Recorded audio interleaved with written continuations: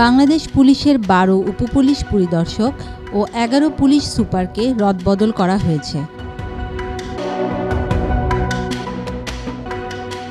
বুধবার স্বরাষ্ট্র মন্ত্রণালয়ের জননিরাপত্তা বিভাগ থেকে জারি করা পৃথক পৃথক প্রজ্ঞাপনে এ কথা বলা হয়েছে। রাষ্ট্রপতির আদেশক্রমে প্রজ্ঞাপনগুলোতে স্বাক্ষর করেছেন জননিরাপত্তা বিভাগের উপসচিব মোহাম্মদ মাহাবুর রহমান শেখ।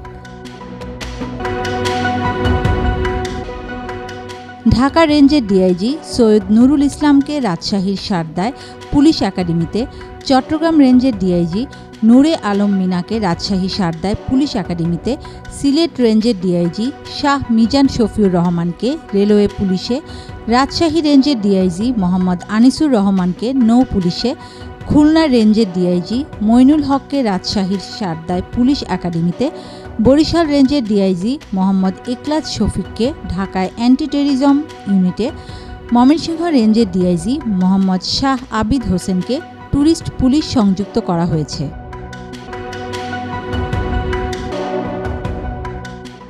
এছাড়া Chattogram metropolitan police commissioner Mohammad Saifur রহমানকে রাজশাহীর সারদায় পুলিশ একাডেমিতে, Rajshahi metropolitan police commissioner Biplob Bijoy তালুকদারকে টি&আই-এম-এ, Sylhet metropolitan police commissioner Mohammad Zakir Hossain খানকে পুলিশ ব্যুরো অব ইনভেস্টিগেশনে, Gazipur metropolitan police commissioner Mohammad Mahbub আলমকে রেলওয়ে পুলিশে এবং Barishal metropolitan police commissioner Jihadul কবিরকে পুলিশ ব্যুরো অব ইনভেস্টিগেশনে সংযুক্ত করা হয়েছে।